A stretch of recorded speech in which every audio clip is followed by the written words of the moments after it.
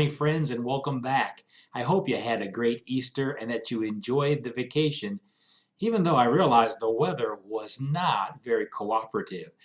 There were a couple days I thought, gee, if we were in school, I'd have to call a snow day, not a coronavirus day.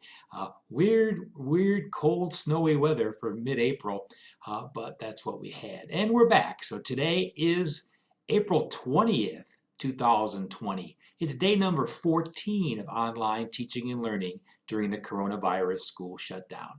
We'll begin this morning with a prayer led by our senior, Octavia DeTore. Good morning, Octavia. Thank you, Mr. Waler. Today we pray for those who feel stuck or trapped. In the name of the Father, and the Son, and the Holy Spirit. Amen. May those who feel stuck be assured that there is a natural ebb and flow to life. May they be assured that the flow of love and creativity will soon refresh their spirits. May they know that the rest and stillness are good. May they know that there is a light in them illuminating the way. Amen. In the Father, Son, Holy Spirit. Have a great day, NDCL.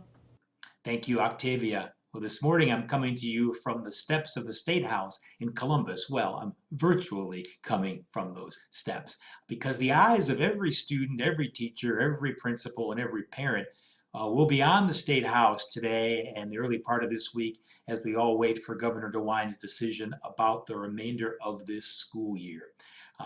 Don't know exactly how that's going to end up. I do know 31 states in our country have already canceled classes for the remainder of the school year. Where Ohio will come down on that, I wish I had some insider information, but I don't. I'm going to learn about this just as you're going to learn about it, and that will be in one of Governor DeWine's press conferences with Dr. Amy Acton and Lieutenant Governor John Houston. Maybe that'll be announced today, maybe tomorrow, but certainly the early part of this week is what the governor indicated. So as you might imagine, I've been giving this a lot of thought and talking about it a lot with my administrative colleagues at NDCL. So we have plans. Which plan we'll implement, well, that's going to depend upon what the governor decides. But when he makes his announcement, shortly thereafter, I mean within minutes, maybe even within seconds, I will be able to email you and text you how NDCO will go forward because we have the plans ready. We just don't know which of the plans to implement until we get direction from Columbus. But we expect that to come, today, tomorrow, early part of this week. And as soon as you know, as soon as I know, we'll share those plans with you and we'll carry forward the remainder of the school year. Today, 3 of our Lions celebrate their birthdays, and they are Jess Romano, John Paul McElroy, and Lily Zakowski. Over the Easter vacation, we had loads of birthdays. They included Bridget Zimmerman, Angela Skillicorn, Brooke Skillicorn, Patrick McElroy, Aaron Winters, Bree Najee, the 18th birthday of Alex Steen, Caitlin Suter, Declan Nasi, Madison Thomas, Mary McWiggin, Emma Tabaldi turned 18. Nick Johnson, Robbie Roberts, Abby Adams, Abby Kless, Annalise Buma, AJ Mariola, the 18th birthday of Graciela D'Amato, Alyssa Reamsbottom, Emily Foley, the 18th birthday of Grace Jaworski, and also turning 18, Gabby DeCenzo. Also Bella Upholes, Kyle Yates, Luke Peterson, Mallory Saw, Matt Mejia, and Bridget Kinney. Happy birthday to all of you.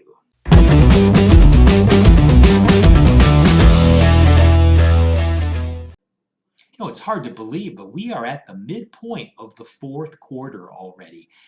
And you've been doing a great job. I think now is the time to take a good look at your progress. Are you satisfied with it? Are you reaching your goals? Are you on track toward those goals? Remember, the coronavirus pandemic is not going to last, but your transcript and your GPA, well, it lasts forever. And you want to keep building up that record of success. So take a moment, take a look at where you stand academically and make any adjustments that you need. I really encourage you, take full advantage of the help that your teachers are willing to provide. Take advantage of the help that our counselors are willing to provide. it's important that you stay on track toward your goals. And as you look toward where you're ultimately going to seek college admission, you're building that resume of success right now. I can imagine many of you are writing some very compelling college admission essays where you talk about how you stuck to your plan, how with your personal determination and perseverance in this pandemic when we couldn't come to school, you maintained your commitment to academic excellence. That's going to be very, very important. Uh, I read an article the other day which talked about the opportunities, and this is kind of interesting, that as colleges worry about their numbers of students enrolled into the future, the thought is that kids who are right now in the junior class or the sophomore class are going to have more opportunities for admission to their reach schools than they would have had in the past, because those colleges may be, not reaching their enrollment targets. So they're still going to be looking for more talented students. Doesn't mean they'll be lowering their standards. They just are worried that they're not going to have as many talented students to pick from. And so that creates opportunities for you. So build that transcript, build that resume of success, and be prepared to describe how you had the personal resolve and determination to reach your goals, even when something as unexpected as a pandemic was thrown in your way. When you think about it, those people who get college degrees, those people who get graduate degrees, those who get professional degrees like a medical degree or a law degree, they're not necessarily smarter than the people who didn't get those degrees. But there's an element of persistence that factors into it, that they stuck with the plan. Now, there's also an element of God's grace in it too, that they had the blessings in their life that they could stick with the plan. But there's still that personal decision making, that personal choice, that even when the going got rough, they stick with the plan, they stick with the pace they've established for themselves, and they keep reevaluating that plan so that they can adjust their strategies to reach the goal. So now's a good time to do this. Midpoint of the quarter, look yourself at how you're doing. Are you fine? Then just stay on course. Do you need to step it up a little bit, put the pedal to the metal? Okay, do that.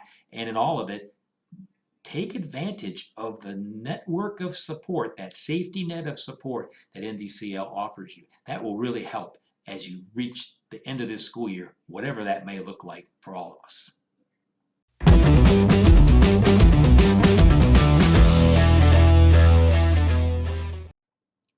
We haven't had any sports news to report because, well, with school not being in session, there are no spring sports going on. And we're all anxiously waiting to see what the governor will decide and then how that will impact what the Ohio High School Athletic Association could do regarding the spring sports season. So we're just in a wait and see pattern for that. But I did see on Saturday in the News Herald some good news about our Lions, and it's about our Lion bowlers. They listed their bowling all-stars in the News Herald, and I'm proud to say that two Lions, Ryan Hanzak and Val Stevenson, were both named to the first team all-stars in the News Herald. And we also had two students named to the honor roll for the all-star bowling list, and those were Kyle Hansack and Megan Stevenson. So keeping it in the family, two brothers and two sisters there representing NDCL very well. Congratulations to all four of you. I hope you've been noticing on social media all the different things that our athletic department has been posting, as well as our admissions department.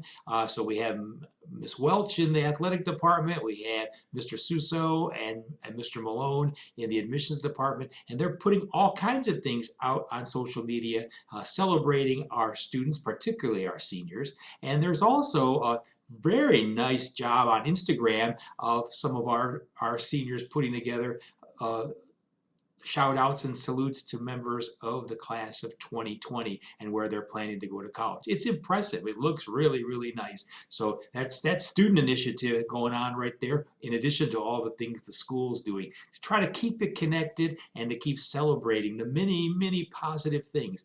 How it would be different if we were together, but we can't be together. So we are transforming it, just as the mission statement of the school talks about, transforming the world. Well, that's what we're doing. We've been dealt a certain hand here, and we've decided to play it and play it well. So check those things out on social media. They're really, really sharp, and I'm grateful to Ms. Welch and Mr. Suso and Mr. Malone for their efforts to make it all happen.